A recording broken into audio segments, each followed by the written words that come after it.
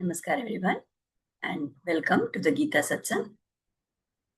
Let us start with the Prarthana. By the Guru's grace and the will of Sri Krishna, we have all assembled for this Gita Satsang. May we have their guidance to be able to learn and adopt the things which will help us to grow spiritually. Let us chant the shlokas. Vasudeva Sutam Devam Kamsachanuramardanam Devaki Paramanandam Krishnam Vande Jagadgurum कृष्णाय वासुदेवाय हरये परमात्मने प्रणतक्लेशनाशाय गोविन्दाय नमो नमः। नमोऽस्तु ते व्यासविशालबुद्धे पुल्लारविन्दायतपत्रनेत्र येन त्वया भारततैलपूर्णः प्रज्वालितो ज्ञानमयप्रदीपः रामानुजदयापात्रं ज्ञानवैराग्यभूषणं श्रीमद्वेङ्कटनाथार्यं वन्दे वेदान्तदेशिकं यो नित्यमच्युतपदाम्बुजयुग्मरुग्म व्यामोहतस्तदितराणि तृणाय मेने अस्मद्गुरोर्भगवतोऽस्य दयैकसिन्धोः रामानुजस्य चरणौ शरणं प्रपद्ये. So with prayers at the lotus feet of the Acharyas, let us go to our shlokas for today. So we had stopped in the previous satsang with the 13th shloka.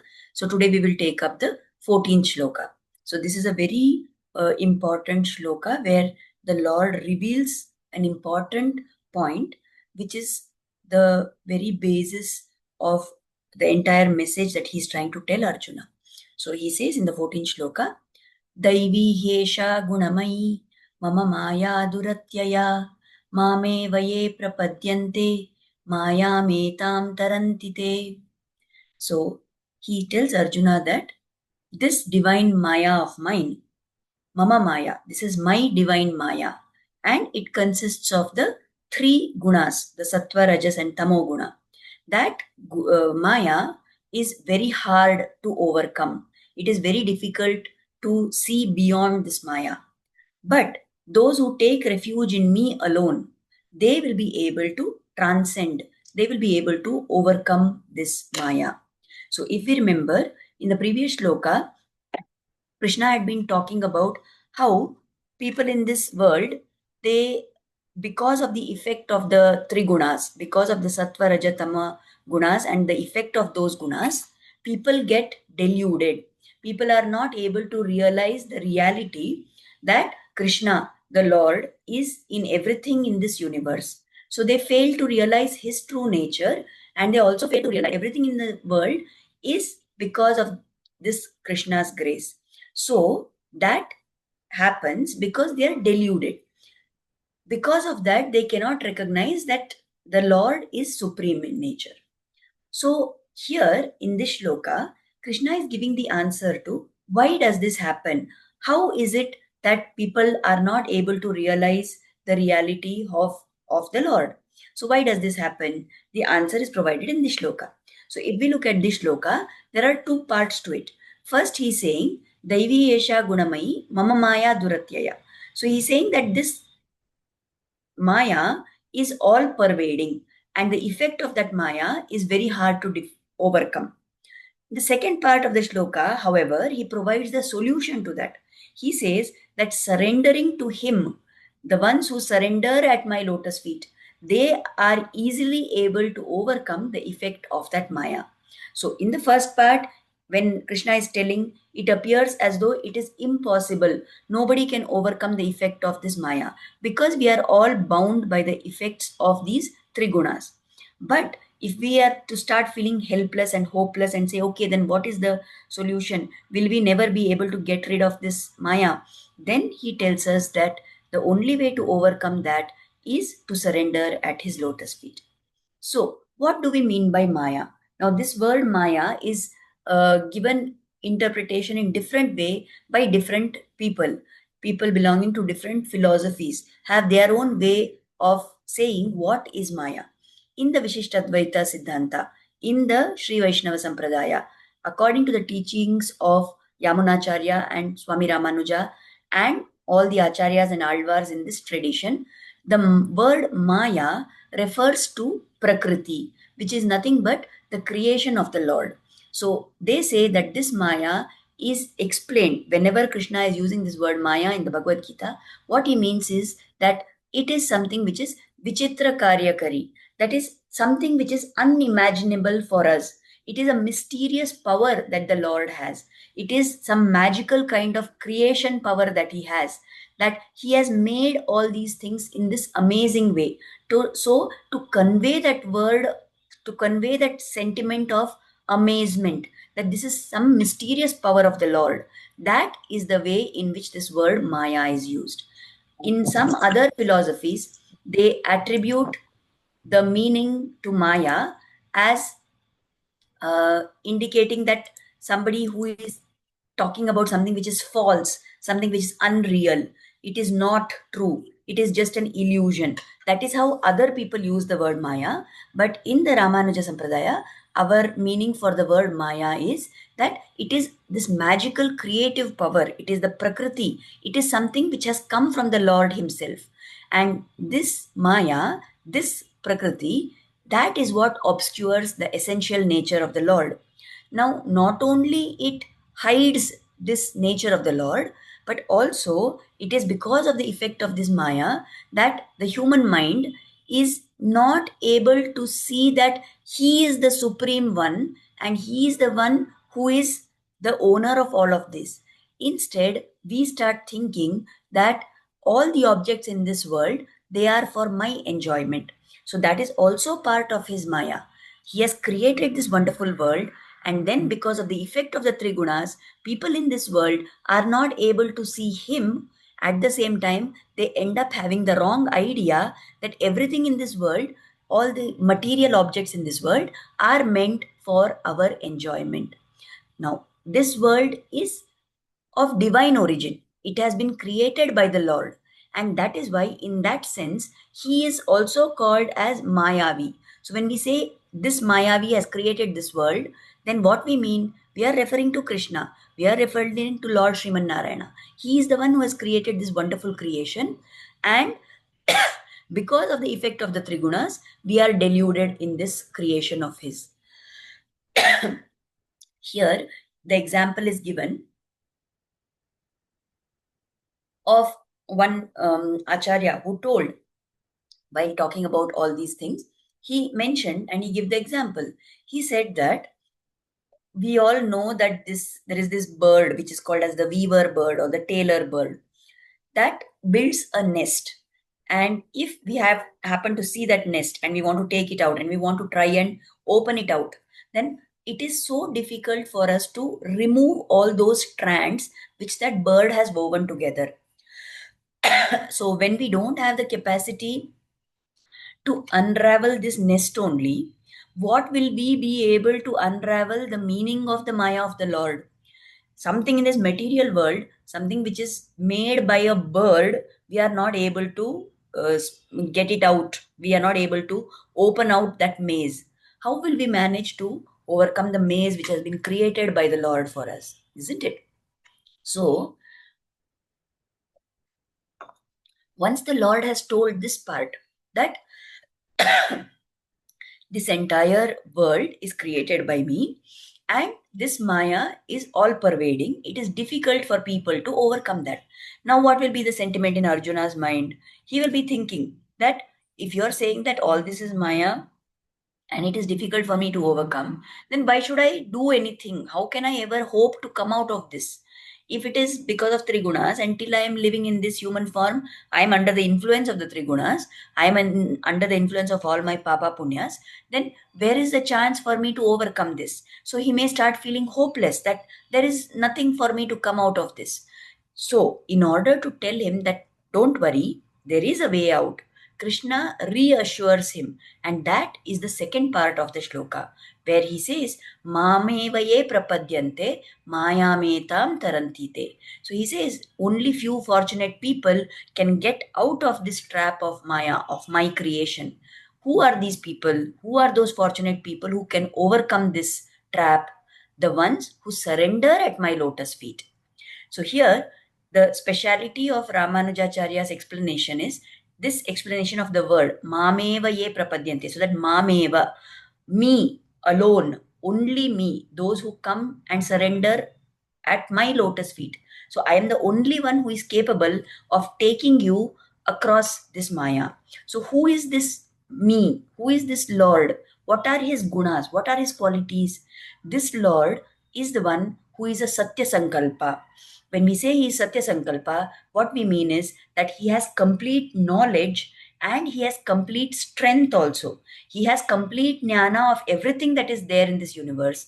And he's the one who is having the power to make whatever he resolves to come true. So that is why he is called as Satya Sankalpa. He is omniscient, he knows everything, he is omnipotent, he has the ability to do anything. Whatever comes to his mind, whatever is his Sankalpa, that becomes the reality. So that is the special quality of this Lord. So who is this Lord at whose feet we have to surrender? The one who is Satya Sankalpa. But if only he is Satya Sankalpa, that is not going to ensure that we get saved. That is not going to ensure that we will go across this Maya and this samsara. What is it that quality that he has which ensures that for us? What is it that is reassuring for us? It is the fact that he is the Sharanya for the entire world. He is the one to whom the entire world can surrender. And why can we surrender to him? Because he is the one who has unlimited compassion. He is full of karunya. He is full of this quality of taking pity on us. He is full of the quality of feeling karuna towards us. And because of that, it is not enough for the Lord to only have power. It is also important for him to have pity on us, to have compassion for us. So, like this, because of all these qualities, that is why surrendering to his feet is the way to get out of this delusion created by his Maya. So, here once again, Acharyas say that this is important to remind us about the two specific aspects of the Lord, which we have talked about in all previous so many satsangs also. He has two qualities. One is called Paratvam and one is called Saulabhyam. So, when we say Paratvam, we mean that his greatness, his magnificence, he is so great. He is the Akhilanda Koti Brahmanda Nayaka. He is the master of this entire universe. He is the creator. He is everything in this universe. And everything exists because of him. He is the origin of everything, right? So that is his greatness. But along with that, he also has this quality of Saulabhya, that he is easily accessible to us. Normally in this world, it is it is impossible for us to find someone who has this unique combination of qualities. Like we may know there may be some VIP in our place. There may be a minister, there may be the chief minister, there may be prime minister. All these people who are at these high positions, they have some level of greatness, but are they accessible to us? They are not. We have no way, no means of reaching out to them and getting any help from them. What about people who are accessible to us? My neighbor is very accessible to me. My friend is very accessible to me. My family members, my colleagues, everybody around me is very accessible to me. But do they have greatness? They don't have that quality like the Lord. But the Lord has both these qualities. Because He is great, because of the quality of Paratva, He is the Satya Sankalpa. And because of Saulabhya, He has Karuna for us. So that is why we are blessed if we are able to understand that all we need to do in this world is to surrender to his lotus feet, then that is the best thing, that the only thing that will take us towards uh, our goal of attaining moksha and away from being lost in this samsara. So we can say that if we say that the entire message of the Bhagavad Gita, entirely the Lord, at the end we know that Charama Shloka of Sri Krishna, where he says that give up everything and come and fall at my feet, right? He says Sarvadharman Parityajya. So the seed of that is in this shloka. He says that this world, which is my own Maya, is deluding everybody. The only way to get over that, the only way to overcome that effect is to surrender at my feet. Because he has karuna, he will ignore all our sins. If he had only jnana, he would only see all our mistakes, all our papa, all our sins that we have committed when we go and stand in front of him. But because he has karuna, he will overrule those things. He will ignore the wrong things that we have done, and he will not turn us away. But instead, he will grace us, he will bless us with whatever that we desire. So that is why we have to understand this concept. Now, moving on. How can we see this? We have Lord Krishna has shown this during his avatar as Krishna itself. There are many examples. We saw in last satsang how many times even great people who have so much of punya and occupying the sthana of Brahma and Indra cannot recognize the greatness of the Lord, but the ordinary people, the jamun seller, that potter, they were able to recognize. Similarly, to tell about this, as an example for this shloka, that if we surrender to him, then he is there to do everything for us. There are other two examples that we can talk about. One is the Malakara who was living in Mathura. So when Krishna comes to Mathura, Akrura has brought him, and he has come on the invitation of Kamsa. The intention of Kamsa is to kill Krishna, but he has invited him as if he's come for some great event there where he's supposed to lift up some bow and all that thing. It's all a drama which is staged just to bring Krishna to Mathura. So when Krishna comes there are two people whom he meets. There are some other people whom he meets and he does samhara of them. Like, for example, there was a washerman who washed all the clothes and was taking it to Kamsa. And when Krishna and Balrama and the Gopas all say that, please give us all those clothes, then he refuses. And immediately Krishna does samhara of that washerman. Similarly, there was that elephant, Kuvalayapida, who was standing there and at the gate and tried to kill Krishna, and that elephant was killed by Krishna also. But there were many people who got the grace of Krishna when he came to Mathura for the first time, like that. One of them was this Malakara.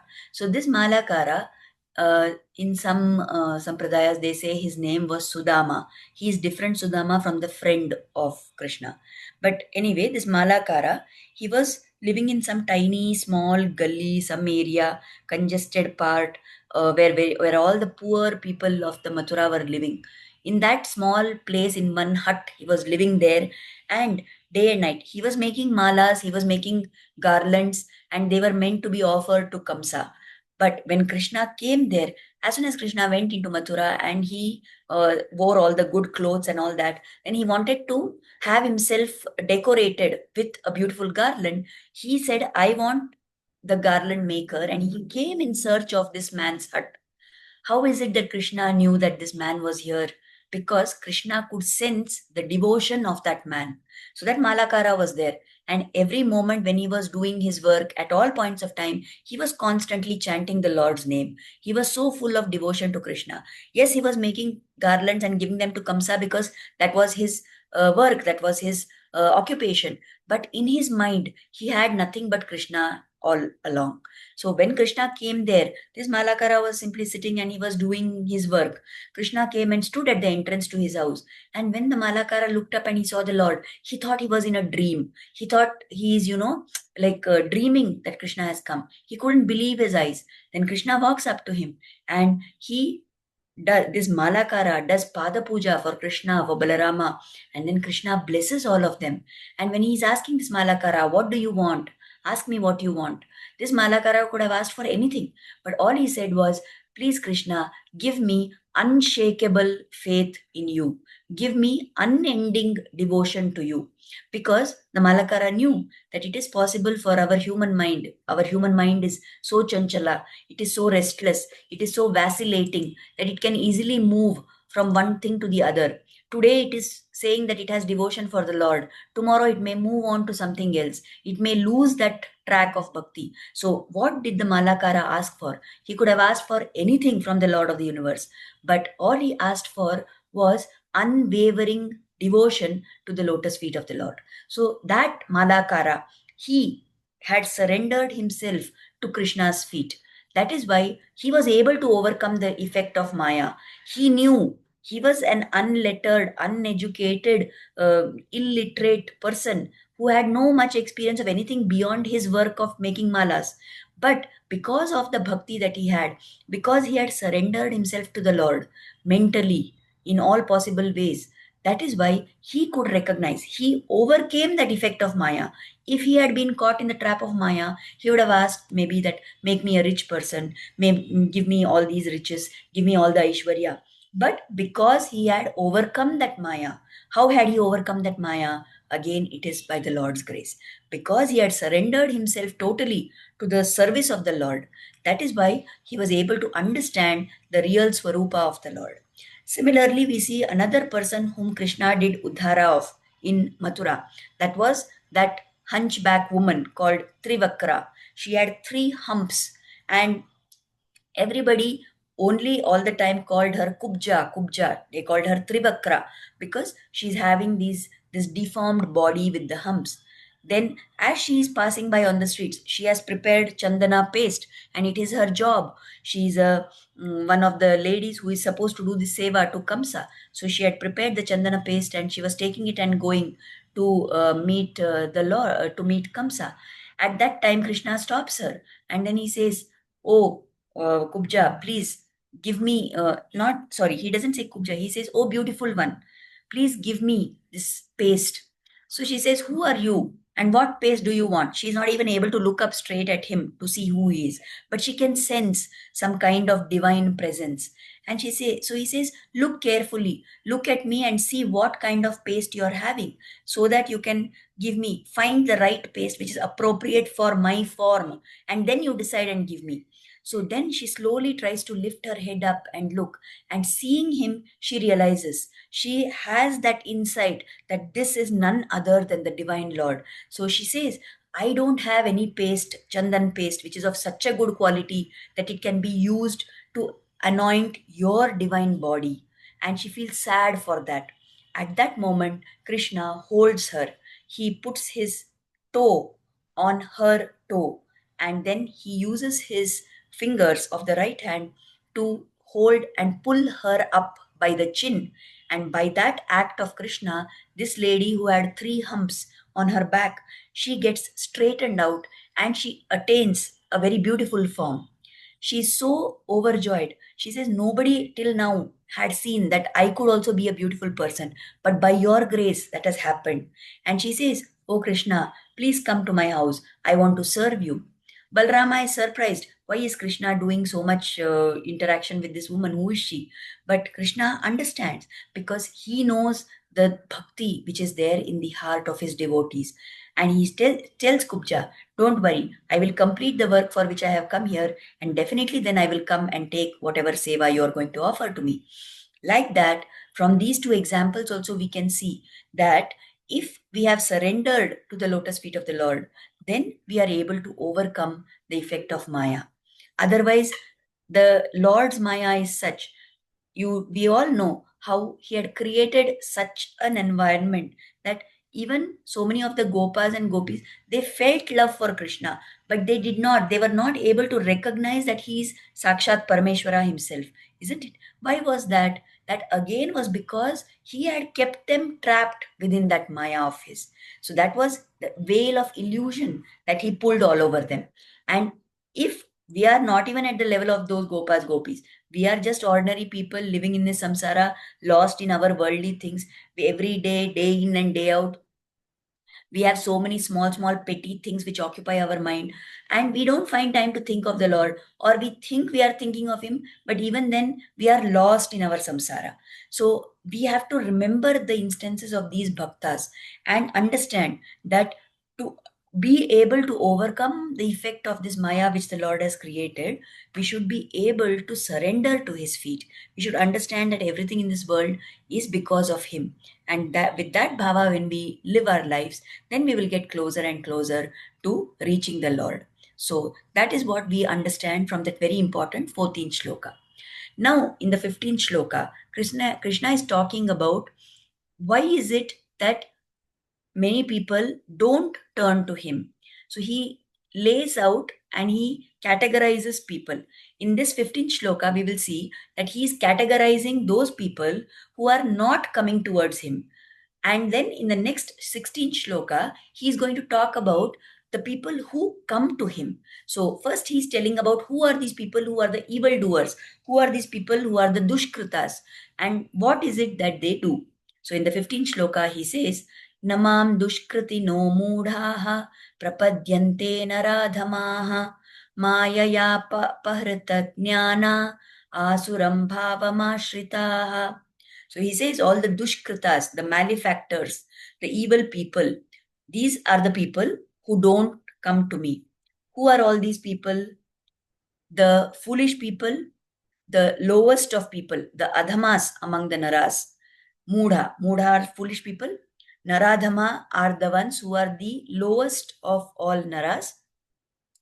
Those who are deprived of jnana because of this maya. Those whose mind is deluded because of the maya and they don't have jnana, they don't have wisdom, and those who are dominated by asuri bhava, those who have a demoniacal nature. All these people are the ones who don't seek refuge in me. They do not surrender in me. So here he's listing 4 categories of people.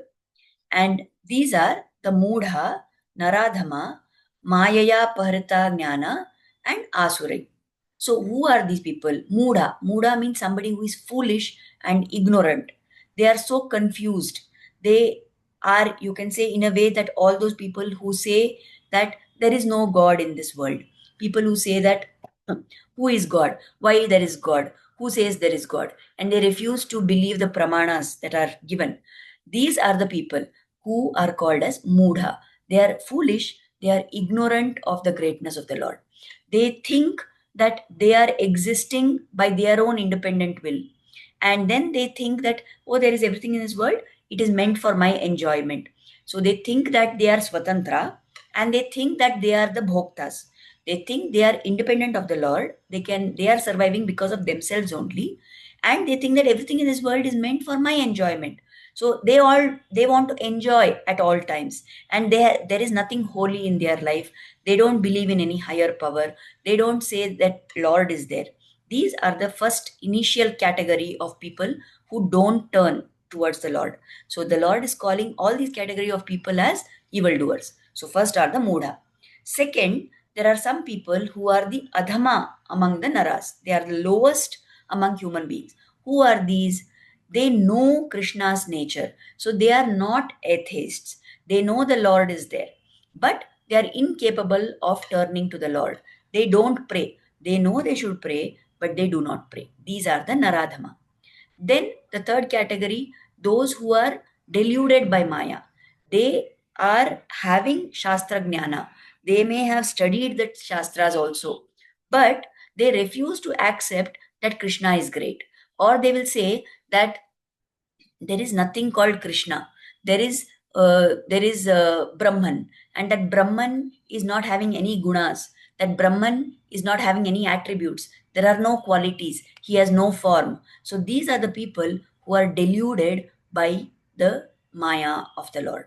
And then finally we have the Asuras, those of a demoniacal nature. They know that the Lord is great. They fully well understand His Swarupa, and yet they have hatred towards him and they consider him as an enemy. So, right from this Mudha, next is Naradhama, the one who is deluded, and then the Asuras. So, this is increasing level of Papa, this is increasing level of Dushkrita. That is what is being explained in this shloka. Now, these people who those who are deluded, right, they know what the shastras say, but they give a wrong meaning and a wrong interpretation to what is told in the shastras, and then they question. They say Krishna is somebody who stole butter. Krishna is the one, he married so many women. Is that what Paramatma does? Are these things which are done by somebody who is calling himself the Lord? They don't understand the meaning of all these leelas of the Lord. So they say that Lord is not having form, he has no gunas. Then how can this Krishna who did all these things, how can he be Paramatma? That is their reasoning. So they have a deceitful, a very wrong kind of reasoning. And these people who are asuras, like in the instance where Ravana goes to Maricha and says that I want you to, join me and be part of my plan to kidnap Sita. That time, this Maricha himself is a Rakshasa, but he has realized the real nature, the real Swarupa of Rama. He says, Ramo Vigrahavan Dharma. He praises Rama in such a way that maybe even bhaktas will not be able to do. But that Maricha is having that jnana. And yet, when he tells Ravana, the statement that Ravana makes shows why he is belonging in this Asura category. He tells Maricha that Maricha warns him that if you are going to do all this, then Rama will come and fight you, and you don't stand a chance against him. You are going to be completely destroyed by him. He will kill you in battle. That definitely is going to happen. So at that time, Ravana tells Maricha that I don't mind. Let him come and fight against me in battle. And even if I have to fall in battle when I'm fighting against Rama, I will fall backwards, he says. Why he's saying this? He says I will not fall forward, because if I fall forward, when I fall, Rama may think that I'm surrendering to him. Rama may think that I'm begging his forgiveness, and then he will forgive. But I don't want that to happen. I will fall backwards. I don't want even that falling action of mine to be misinterpreted by the Lord. And why he's telling this? Because he knows very well that the Lord is Sharanagata Vatsala. Anybody who falls at his feet, the Lord will definitely accept them. Ravana is, so we know that Ravana is aware of this deepest truth of the Lord, and yet he says, I will fall backwards because I don't want him to think that I'm surrendering to him. Same was the case with Hiranyakashipu. Same was the case with Shishupala. So all these people, they belong to that Asura category. So right from the Mudha to the Asura, there is increasing level of Papa. There is increasing level of Dushkritya. That is what we need to understand. Now, having understood this, it is up to us to think which category are we falling into. Are we falling into any of these categories at any point of time in our life? And we must be wary. We should never ever get into any of these categories. What is the category meant for us? That we will see in the next satsang, when Krishna explains about the people who turn to the Lord. Now, if we are attending and listening to this Gita satsang, then definitely the Lord has some meaning for us. So we definitely don't belong to these four categories that we have listed today. But let us see in the next satsang what are those categories of people who turn towards the Lord. And that we will see and analyze where we stand in that categorization. So let us pray. Let us offer Kritagnyata to the Lord. Let us pray for his blessings and grace always to be on us. We are fortunate that we have all acharyas to explain all these great meanings to us. And by understanding those meanings, we should be able to, make our life sarthaka. Let us pray to the Lord for blessing us for this reason. Thank you, everybody, for attending. And we will meet again next Tuesday next Thursday, Friday at the same time. And we will continue with our satsang. Namaskar. Thank you.